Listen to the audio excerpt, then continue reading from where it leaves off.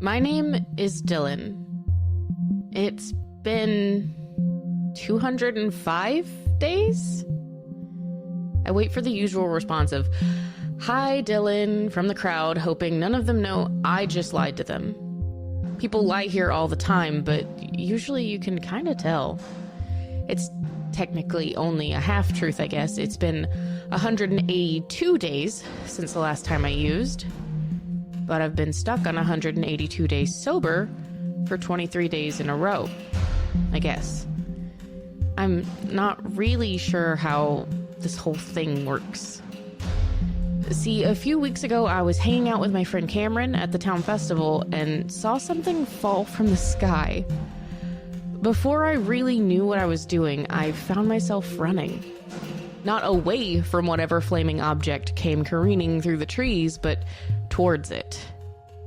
I keep trying to justify it to myself by saying I had to make sure no one was hurt. And that's true, but it's another one of those half-truths. I ran toward it because it was the most exciting thing to happen to me in months. I'd been cooped up, going from home to school to immediately back home for so long that I was beginning to lose it. It was definitely scary running into a flaming crash site, but my life has been scary for a long time now. I took some centering breaths, looked around, listened, and that's when I found my Taya. To make a long story short, she's an alien who isn't scary until she is, who maybe accidentally gave me the power to turn into any animal I can touch. I tell the group I'm standing in front of a bunch of half-truths about her and about my new group of friends and how working on group projects with them has been really keeping me centered and keeping the urge to use at bay. I don't know if that's true at all. I mean, I haven't wanted to use. Not even when I was thinking about making Dad think that I was using again to keep him from going to work and getting taken by Yeerks. And that's when I noticed it. Some shifty-looking guy was closing the door to the coach's room in the back of this old gym. Except it wasn't just some guy. It was my friend and fellow Humanimal, Kamren's dad. Lewis is his name. I'd known he was in the scene. Cam and I hadn't talked about it, but I'd seen him around at a few meetings, and he really struggles with the sobriety. I'm actually not sure if I've seen him sober at all. Cam came to this meeting and was sitting across the sharing circle from me. He had his hair pulled up inside a baseball cap that he'd pulled low to cast a shadow on his face. He wanted to be inconspicuous. I wanted to check this meeting out because we got info from Bart and Chad about known controllers coming and going from this building. I thought maybe it could be an infesting site, or like an entrance to the Yeerk River. Kamren came for backup. It wasn't unusual to see Lewis doing something shifty in a meeting, but what I saw next did send chills through my body. I saw the controller that stood right next to Visser Three at the Yeerk River exit from the same door Lewis just did. Joan Reese. I don't know her, but the Humanimals did fill me in on some things, and I knew that Kamren's dad and Joan Reese meeting up was not good for us for a few reasons. I stood there gaping, and then heard Kamren clear his throat, and I realized I'd stopped right in the middle of sharing. All eyes were on me.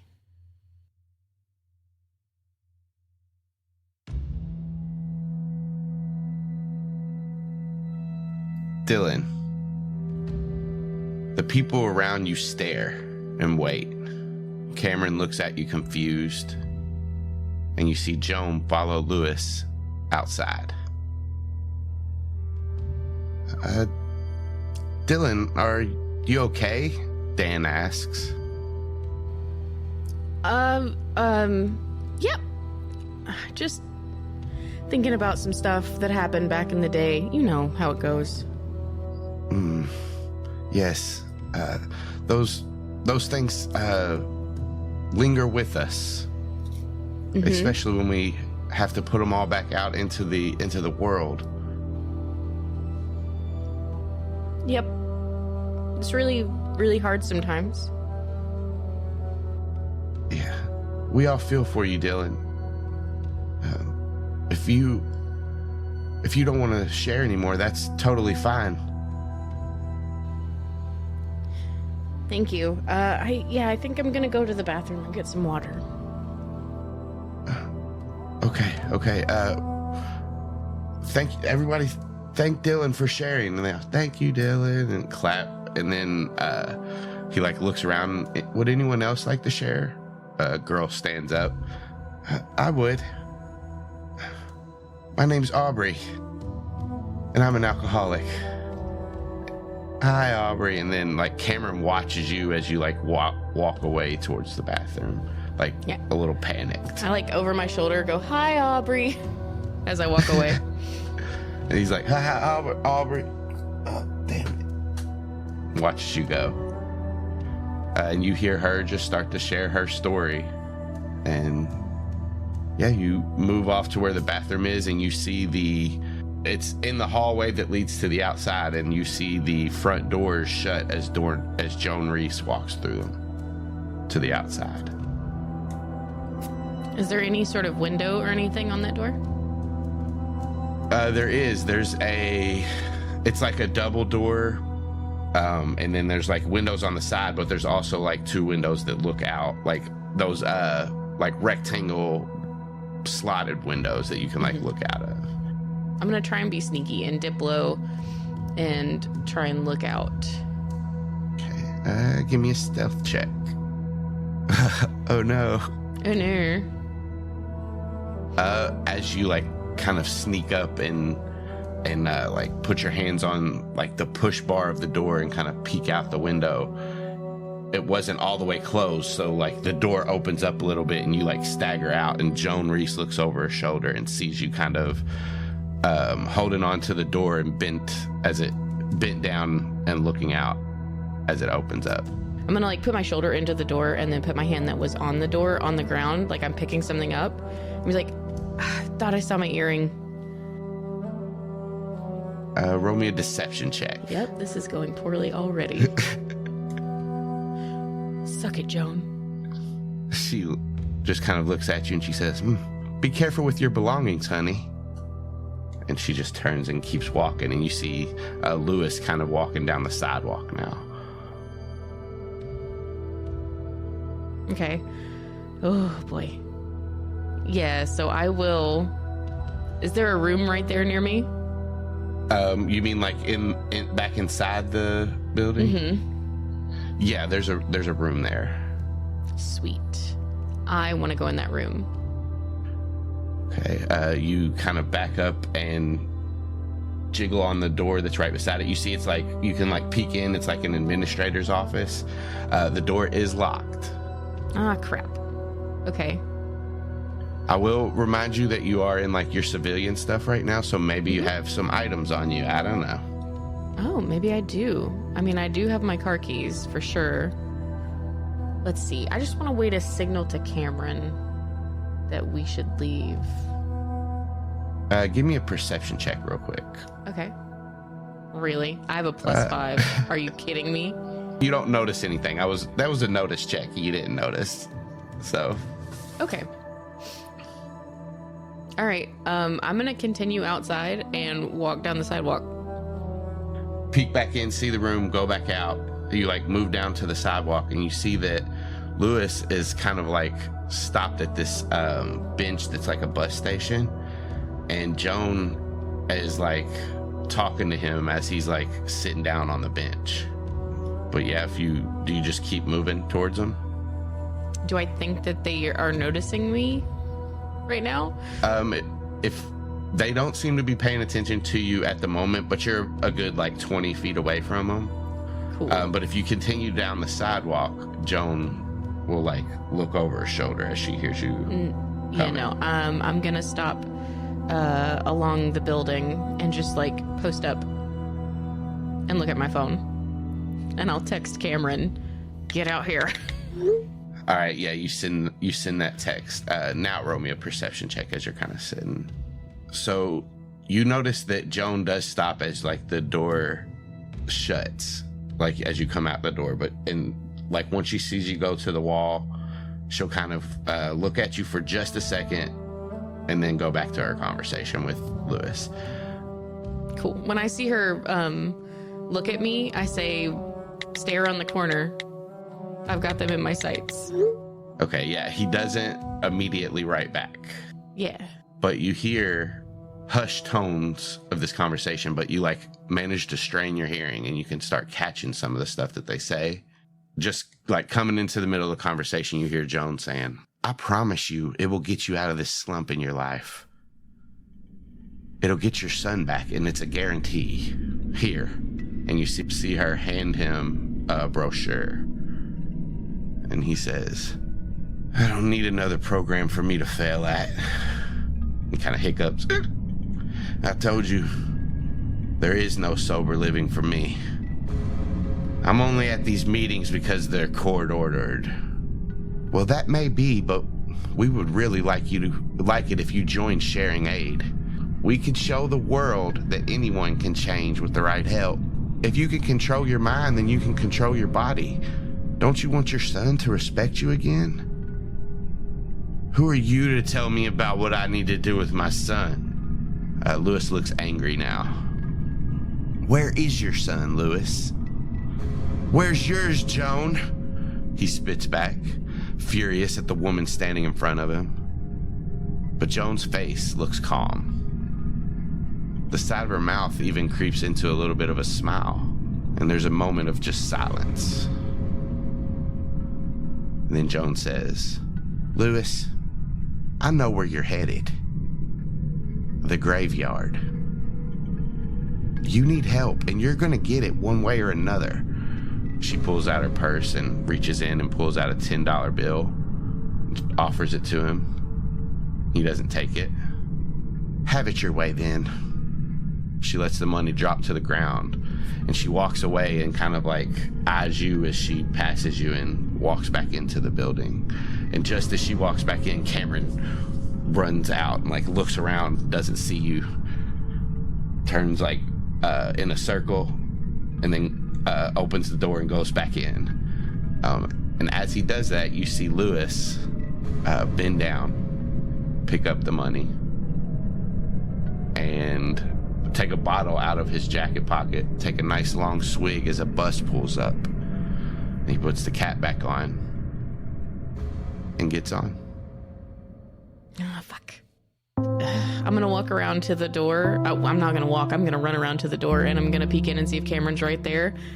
Yeah, you see him like at the same room you were like looking at before. He's like messing with the door, trying to get in. I crack the door open, and I'm like, Kamren! Huh? There you are. Come here. Okay, yeah. He comes out. 2 options. Dad or whatever's going on here. Huh? Dad? Your dad? He's in trouble Your again? dad. Your dad is getting on the bus. My dad? Your dad is here, and he's getting on the bus.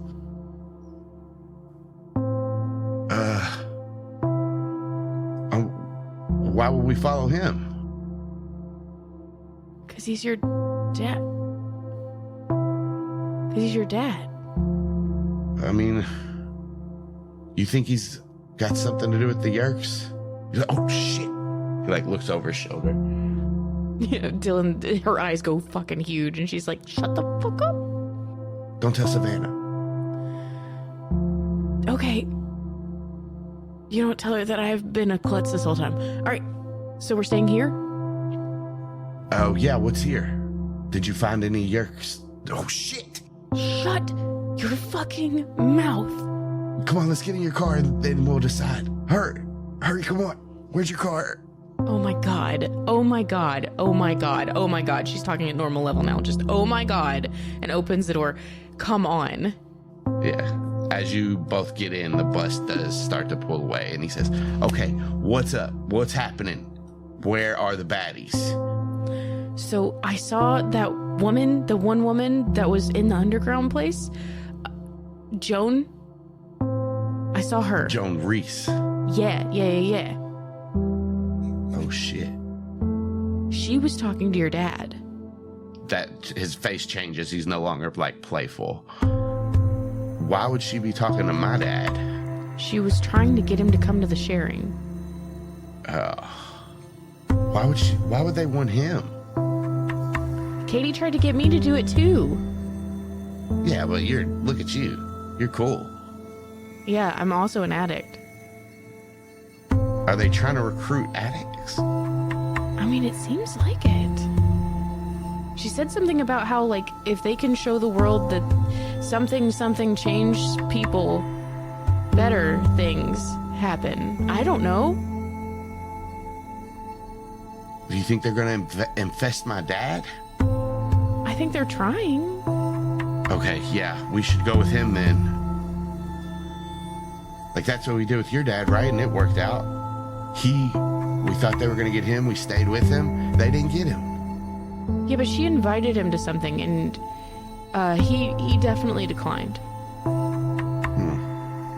Well, I mean, yeah, we could also check out in here and see if they have any kind of, setup thing. But, like, I am a little worried now. Okay, we're going to follow your dad. Say follow that bus. Follow that bus. And she guns it. Look. You guys begin your drive. The twilight starts to turn to night, and the lights that line the street roll past you. After Kamren calms down a little bit about his dad and like what's going on, he starts trying to make small talk with you. Dylan, can I ask you something personal? Oh boy. Yep. Look, you don't have to answer it, but if you do, your secret's safe with me. Okay. Do you have a crush on Zach?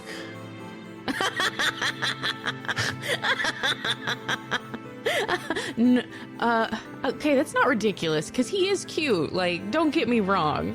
But no, buddy, no. Well, I mean, all the girls at your school like Zach. That's true. I do hear it quite a lot. What's he got? I just want to know. I mean, again, like he's cute, and he's funny. There's nothing wrong with that. Just not what I'm into. Yeah, you're right. He is kind of good looking. I wonder, but there's like, he's just had like an upsurge in girls like the past week or so. Really? Yeah, I think it might be because of that TikTok he posted about JJMC. Oh. That would make sense, actually. I'm happy for him, don't get me wrong. I guess a little bit jealous. And he kind of smiles a little bit. Kamren, come on. Yeah. I don't know. There's somebody out there for me, too. He smiles. There sure is, buddy. I mean, we're like teenagers, though, so maybe wait till you're in your 20s or something, right? I don't know. Right. That's what my dad tells me. Okay, well, how do you feel about Savannah, then? Since we're in the tea. Yeah, Savannah's great. Yeah. Yeah, no, she's a great leader. But yep, I mean... Savannah's great. Do you like her? Kamren, where is this coming from? I'm no stranger to flirting. And, like, I can get a good read on people, and I can feel their vibes, and... Dylan, you're definitely feeling her vibe. Does Savannah have a vibe? Yeah, everybody has a vibe. Hers is just straightforward. She sees the clear, bright line in front of her. She does do that. And Dylan is like focused solely on the road straight ahead, not looking at Kamren at all. He keeps going. He's like, it's like when you like somebody, like they say something that you like, or that you like, the reason that makes you like them, and you kind of linger and watch them for just a little bit longer. That's what you do. Kamren, stop watching me. Oh, well, you know, I had to study because, you know, we had to make sure you weren't a controller and, you know, keep an eye on you, and I seen it. Don't tell anyone, please. Please. Hey, like I said, I'll keep your secret. And you don't have to worry about me. But if you want my advice, you should just tell her and get it out of the way. Oh my god, I will never do that. Why? What? We're saving the world for one. Well, I mean, yeah, but best case scenario, she feels the same way. And you two And live worst happily case ever scenario, after. she kills me. No. That's not the worst case scenario. Oh god, thanks for that. What's the worst case scenario, Kamren? You guys just get so awkward and can't work together, and we lose the war, and all of humanity gets taken by the Yeerks. Dylan visibly like shudders really big. She's like, thank you. Now I know what the worst case scenario is. Oh, yeah. I hate it. Yeah. But yeah, just, I mean, you'll never know, though, unless you just get it out of the way. Yeah, I'll never have to deal with that awkwardness if I just don't do it. You're right. Thank you for your advice. I appreciate it. Yeah, no problem. And as he kind of says that, the brake lights of the bus shine, and you see it stop. Lewis steps out off the bus outside of the entrance to the graveyard. He walks to the entrance gate and starts to make his way through the path of headstones. Kamren notices now where you all are, and he says, oh, yeah, makes sense that he would come here. Okay. Kamren, I'm just realizing I don't know, like, anything about your life. What, do we need to go? Well, I mean, we've came this far. What if he's going in there to get a Yeerk put in his ear? Okay, and Dylan's gonna drive to, like, the corner and turn and park. He, like, was silent until you, like, parked, and then he'll say, also, he looks pretty drunk. Yeah, he had a bottle with him. Should probably make sure that he doesn't sleep in the graveyard tonight. Yeah. He'll, like, open the door, take his hat off, and put it in the seat, close the door. And he'll say, I know where he's going. So we can, like, stay off the path and follow him. Okay. And Dylan hops out and quietly closes the door. Yeah, and you guys walk. Kamren takes you through this graveyard, and you see that there's, like, trees scattered throughout, and there's, like, a few gazebos with benches that people can sit on while they visit their loved ones. Some of the more, like, expensive graves or family of graves have, like, mausoleums constructed in here. You guys stay, like, a distance away from him, but you see Lewis make his way through the winding trails, walks past one of these mausoleums with a big old gargoyle on top of it, and he walks to a pair of graves with a statue in between them near a large oak tree. And as he gets there, Kamren will say, yeah, that's my brother and sister's graves. Kamren. Yeah. He comes here to visit them. And as you all watch for a second, as Lewis is watching these graves, he puts a hand on his head and kind of, like, turns away. Like, you and Kamren just instinctively move behind the tree so he can't see you. And he looks up at the sky and at the moon, and he lets his arms drop to his side and takes, like, a deep breath, reaches in his coat pocket and pulls out the bottle and takes a long drink, puts it back in his pocket. Then he turns back to the graves and gets on his knees, puts a hand on each grave, and then he starts to cry. Kamren just sits and watches him for a minute. Dylan's gonna let Kamren have his moment to sit and watch his dad, and then after a bit, she's gonna slowly walk up and just kind of put her arm all around his shoulder and lean her head in. He'll like stay like kind of rigid at first when you do that, and then he'll like lean his head onto yours as he watches, and he'll say, I used to do that too. Yeah. I used to come here and cry just like he is right now.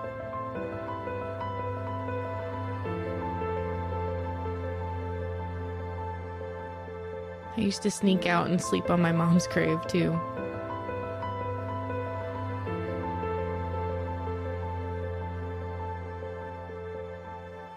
I had to stop, Dylan.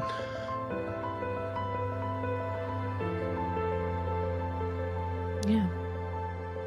It is comforting to be there with them and to let them know that you still care for them, but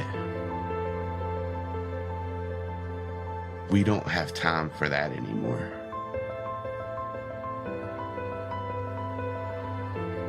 Yeah. I wasted so much time trying not to move on. And it doesn't help anything just missing them every day. You have to live for them. Yeah. And you don't stop missing them every day. You just add in time for other things. Or in our case, and he like takes a step away and kind of turns away from his dad.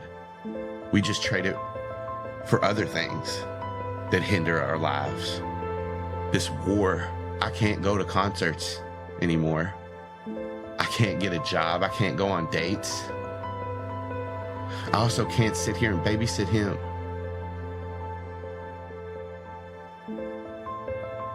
I just can't. I don't even think I'm going to make the team next year, so football's out too.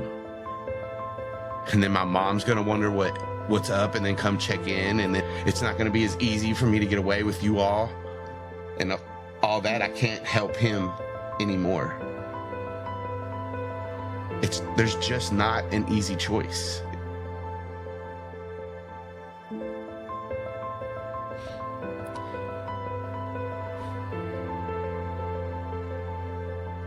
I sat there and thought about how much this added to my life. I didn't even think about how much it took away from all of you. Kamren, I'm sorry.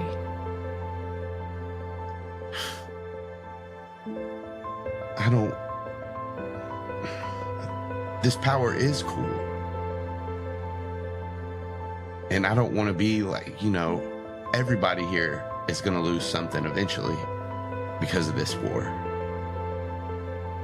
I don't want to be the pity to be on me, but I love my dad, Dylan, but something has changed in me. I'm one of the 5 people fighting for the rest of humanity. And I'm not great at math, but I know those aren't great odds. Like 0.5%, but that number gets lower if we're not focused. The needs of the many outweigh the needs of the blue, so it doesn't matter how sad my dad is. He's not more important than everyone else.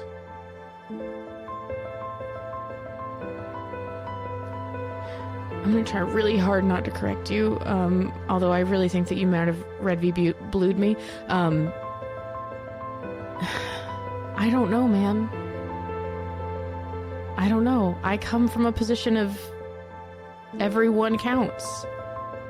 And maybe we can't help your dad. Everybody has to choose to help themselves, but we can try. Dylan, everyone should count. And I agree with you there, but at the same time, we're talking about investing 1/5 of the world's resistance to helping this one person. And if it was some random person or anybody else, somebody that didn't mean something to me, could easily do that. But because this is for me, it feels selfish. Like I shouldn't use my power to help this one person because I want to. Or my time could be better spent somewhere else. So we shouldn't have used all of us to save my dad?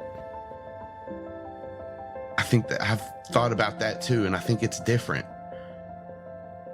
Your dad isn't as hopeless as my dad. He adds to society.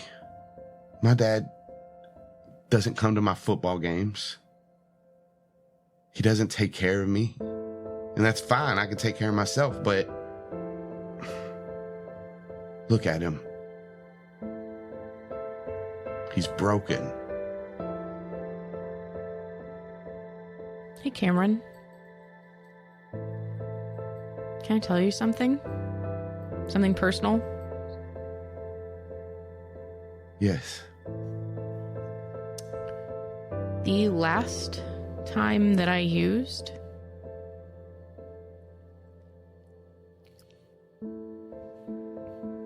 I was somewhere alone. Well, not alone. And she just sort of shakes her head. I was somewhere I was not supposed to be. I had been strung out for months on end. And I was at death's door. I was hopeless.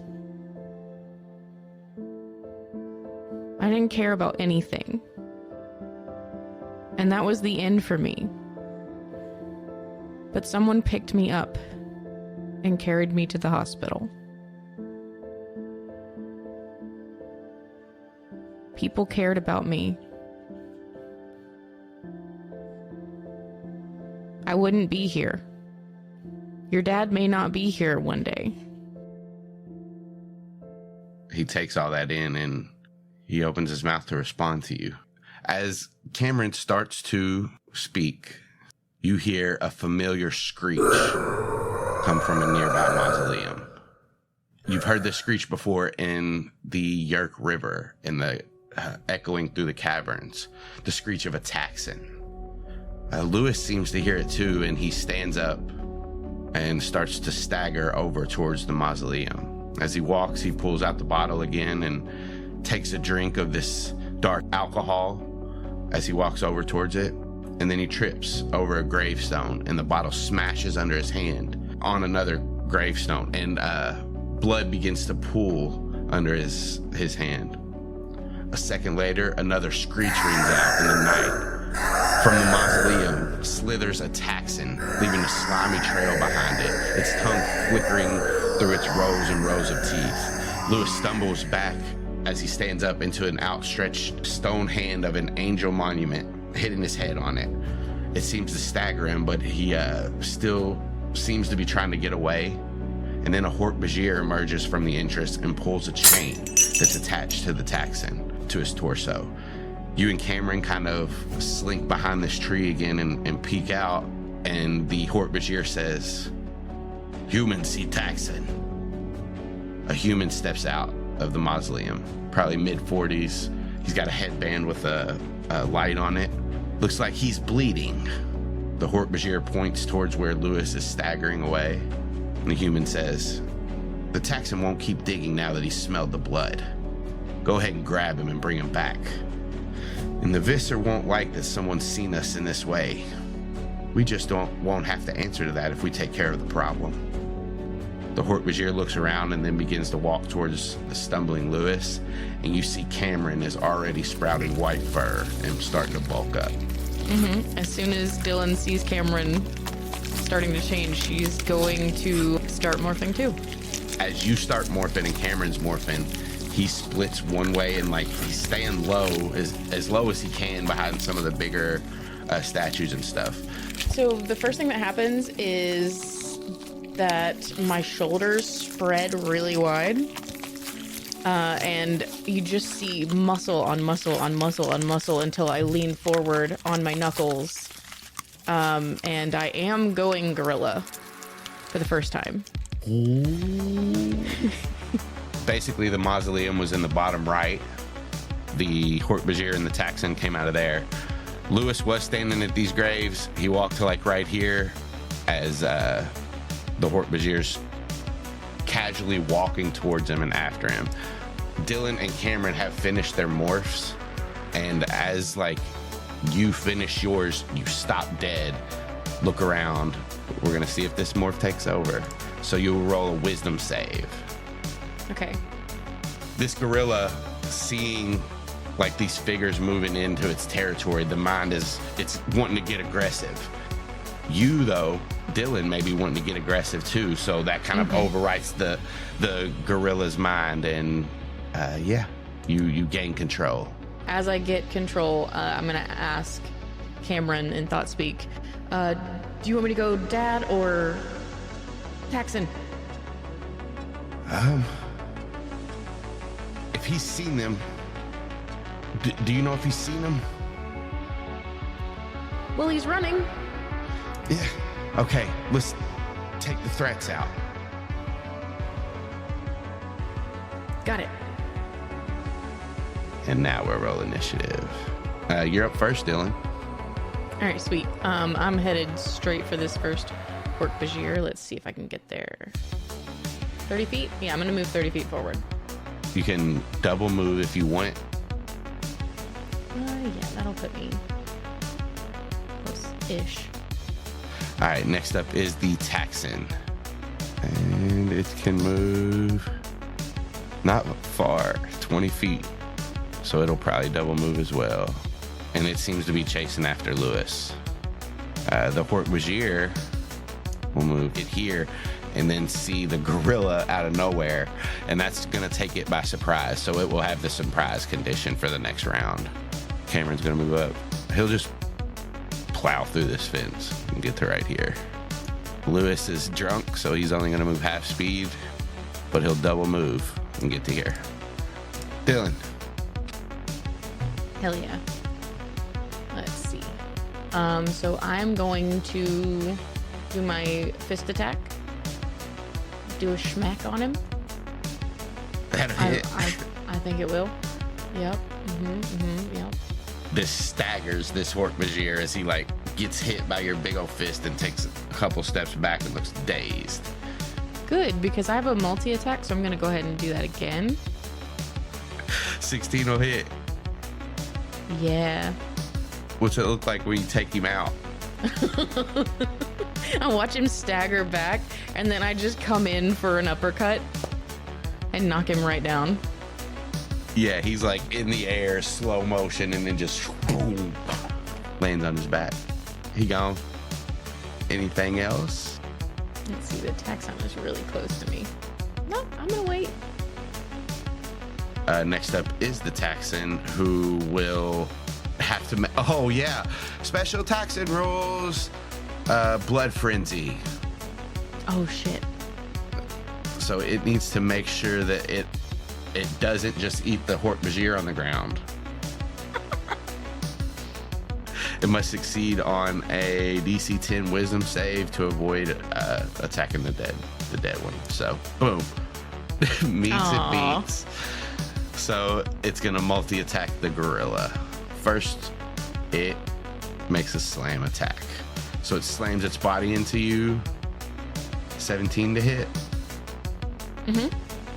So you take 4 bludgeoning, and then as it does that and you like kind of try to push it away with your big gorilla arm, it opens its mouth and tries to bite your arm. 18. Oh yeah, okay. It is 10 piercing damage. You do get bit in your arm though, and it takes like a chunk out of your forearm. I'm gonna like roar as it happens, and I think to Kamren, I had a reason to be scared, to be afraid of these worms. Not anymore, he says as he like jumps over the fence and tries to dig his teeth into the Taxon. 21 will hit for 10 piercing, which is enough. The Taxon gore just explodes over you and Kamren. The green, a yellowy, slimy mucus just coats Kamren's white fur, and like you gotta wipe it out of your eyes. and you guys look over and see Lewis he's like running, and he goes to look over his shoulder to see who's coming, like if the monsters are coming behind him, and he hits one of these fences, smacks his head on a gravestone, and just rolls over unconscious. As that happens, a Dracon Beam shoots from behind you and Kamren and hits a tree next to Lewis, and you see that there's one human still left. You're up. We're gonna see if I need it, but I'm probably gonna multi-attack this guy. 18 will hit. Okay. Like, he's still up. I think that I'm just gonna take one of my fists, take the side of the palm, the side of the hand, and just give him a good belly chop, so it sort of knocks all the wind out of him. And he doubles over and can't breathe. Cool. Can I state non-lethal right now? Yeah. Okay, because I do want to just like give him a good tap on the back of the head to knock him out, but I don't want to kill this guy. 15 will hit. Cool. And that, whatever you do is enough. Okay, cool. He drops to the ground, drops the Dracon Beam, and snoozing. I'm gonna scoop up that Dracon Beam. You got it. Kamren like looks over at his dad on the ground and like looks around, doesn't see any other people, beings, aliens, or anything. Dylan, can we give him a ride? Yes. Stagger over to him. He's still breathing. Yeah, do you need me to come scoop him up? Yeah. I'll get our clothes. Ah, Dylan is immediately like sullen. She's like, I shredded my good jacket. We'll get you a new one. This is a cool jacket. And she runs over and scoops up Kamren's dad. And the whole time she's like cradling him, and she's like kind of trying to check and see if he looks like he's okay-ish. Give me a medicine check, and you can use your stats if they're better. And Kamren's also like demorphing and scooping up articles of clothing as he does. With the 12, you can definitely tell that he's still alive. He does have like a big gash on his hand that's probably gonna need stitches, and like he is bleeding from his head, but you see like a lump starting to form, so you know it's not a concussion. And as like you get back to the car, and Kamren is like throwing your all's clothes in like the front seat as you're like laying Lewis down in the back, he says, we need to get to Pacific Towers. Right across the street. I'm demorphing after I lay Lewis in the back seat, and I'm like, not the hospital? No, I mean, he doesn't have insurance. But he's got a head wound. Miko, I think, can probably help him. He used to serve in like the army, and you know. Yep, let's go. You guys head down the familiar streets to get to right outside of Pacific Towers, but across the street is Miko's Melisadas, and Kamren like puts his dad's arm over one of his shoulder as he's like getting him out of the car. He'll say, I'll be right back, Dylan. I'm just gonna drop him off. Okay, you don't need me to come in? I mean, if you want to, but Miko's might be a little bit mad. I'm gonna wake him up. No, I'll come. All right. Here, take this other arm then. And he like throws it over your shoulder. Yeah. As you guys get up there to like this back porch that's on like built onto the actual restaurant, like he starts to knock on it loud, and you see a light flick on and hear some angry mumbling in like another language. Basically, Hawaiian has like their own language, right?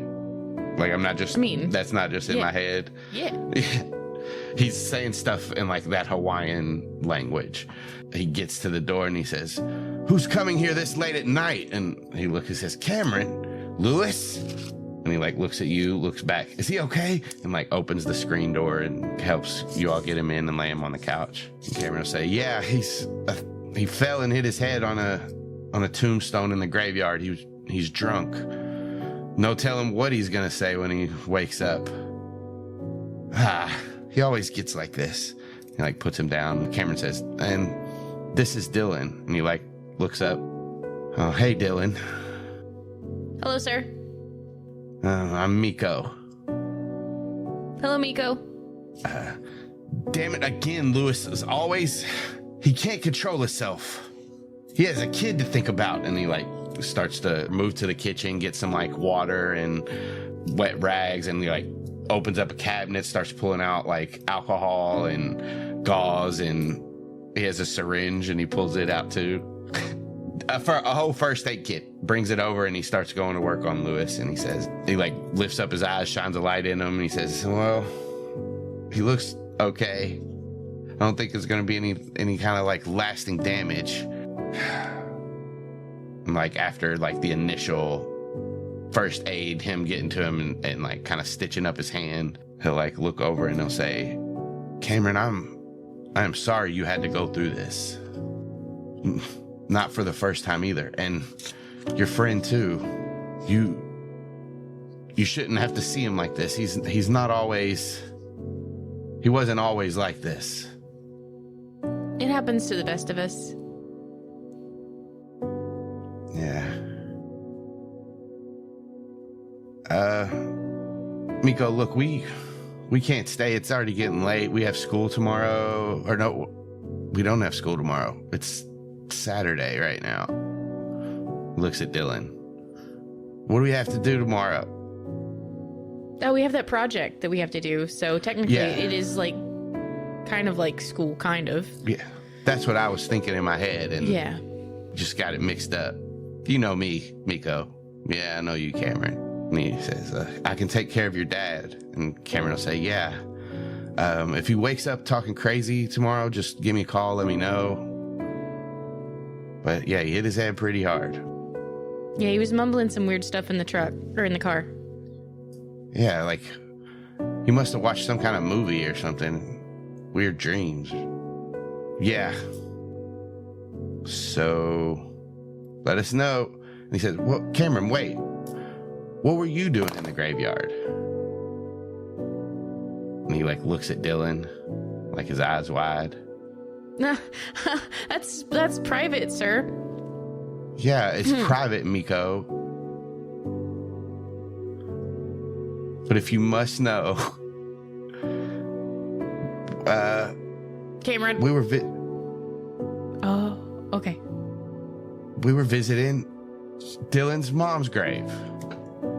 Yeah, that's why it was private. Oh. He like looks back and forth from both of you. I see. Comforting a friend, Kamren, right? And he like side eyes Kamren. Kamren shakes his head. No, Miko, shut up. Oh, okay. I gotcha.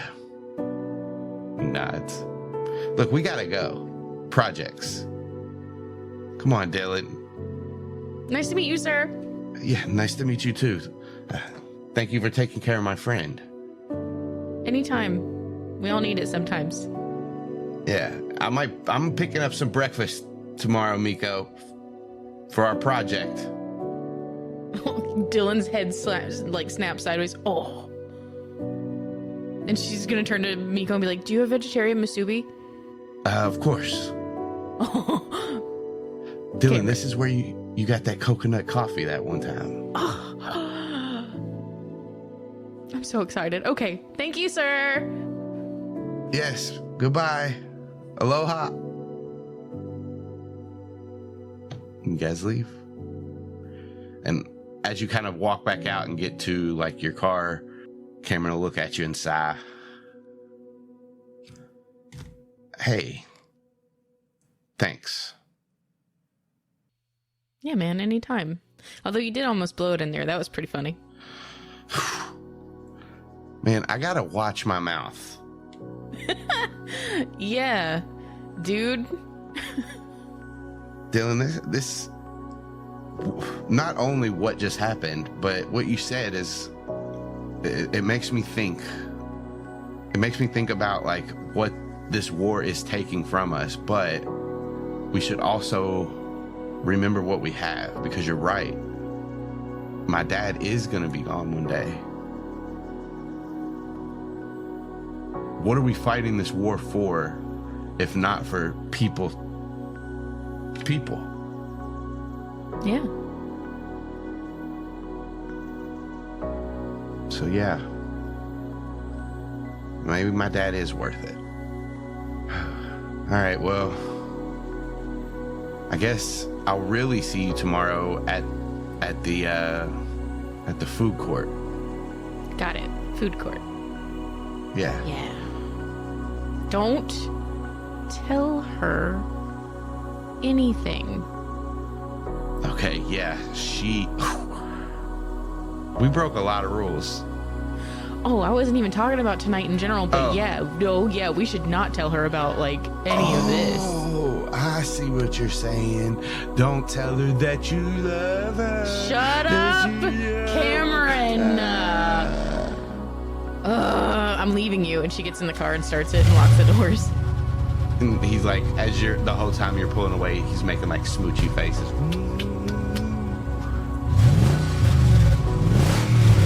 She stops and unlocks the doors. I'm just going across the street. Oh, lame. Okay, bye. What do you want? Oh, see ya. And he's just laughing as he walks across the street, and you look out into the Ocean Grove streets in front of you.